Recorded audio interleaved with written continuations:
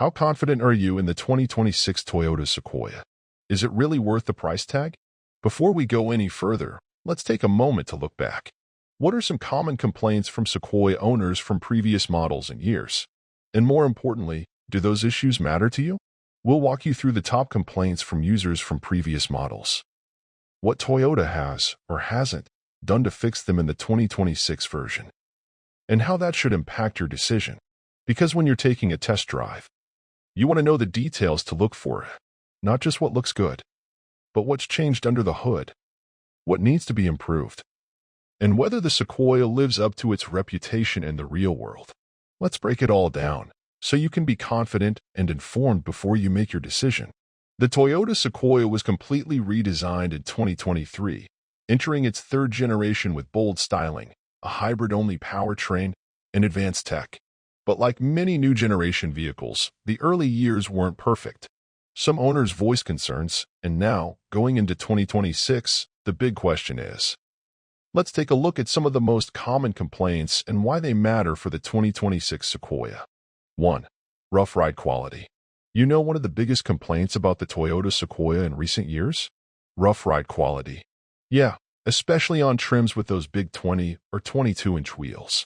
It looks tough, sure, but many drivers said it feels more like driving a truck than a smooth family SUV. So, why does that matter? You're planning a weekend getaway with the family. Everyone's packed in, excited, snacks in hand, playlist ready.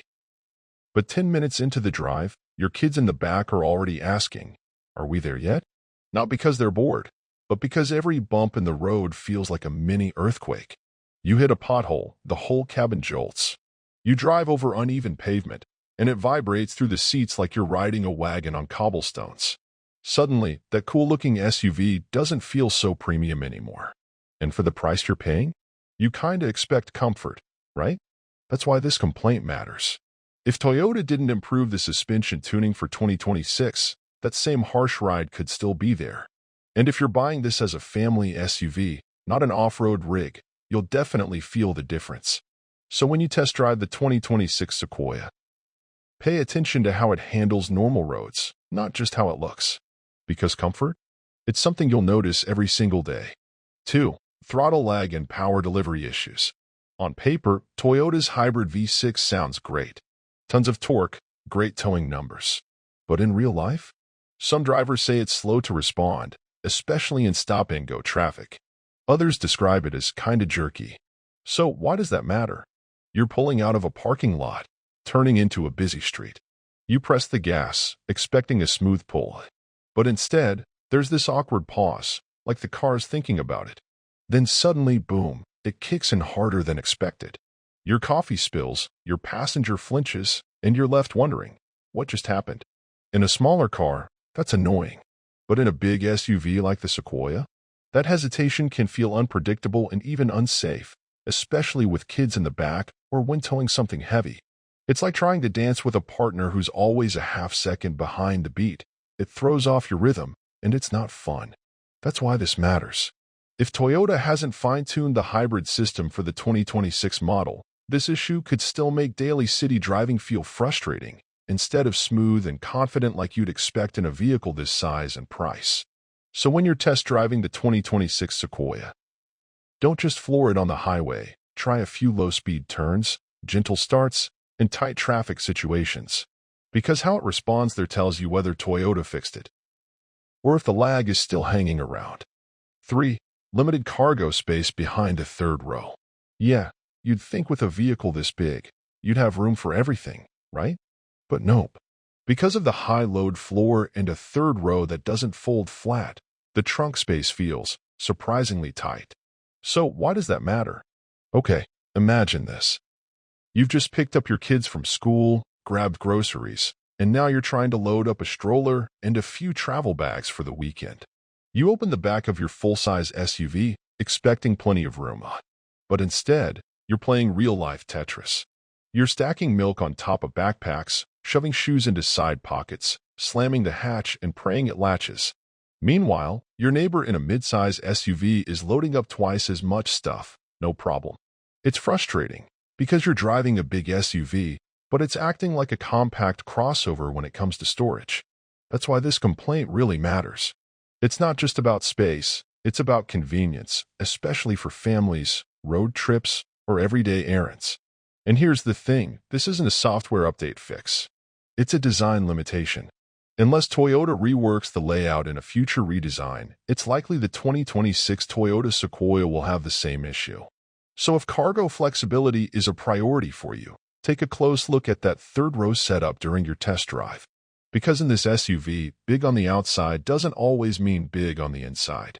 For infotainment system bugs, we're talking screen freezes, Bluetooth that drops out mid-call, slow touchscreen response, and even backup camera glitches. And yeah, this happened even on the high trims with the big, fancy displays. So why does this matter? You're late for work. You hop in the 2026 Toyota Sequoia, press start, and try to pull up Google Maps. But the screen's frozen. You restart the car. Nothing. Bluetooth won't connect either. So now you're juggling your phone with one hand, hoping your signal holds. Or how about this? You're backing into a tight parking space with the family on board, and the rear camera cuts to black. No lines. No view. Just guesswork. Now, sure, this isn't a mechanical failure. The engine still runs fine. But in 2025, and probably still in 2026, tech is part of the driving experience. If that system isn't reliable, it throws off everything. Especially when you're paying top dollar for a full-size SUV with luxury ambitions. You expect the basics, navigation, music, calls, to just work. And here's the kicker. Toyota's using the same tech platform for the 2026 model. Unless they patch the software or improve the hardware behind the scenes, there's a real chance those little bugs are still hanging around. So when you test drive the 2026 Sequoia, take a minute to play with the screen. Connect your phone. Try the camera. Change menus quickly. Because a few seconds of lag here and there, that adds up fast when it's every single drive. 5. High price for what you get.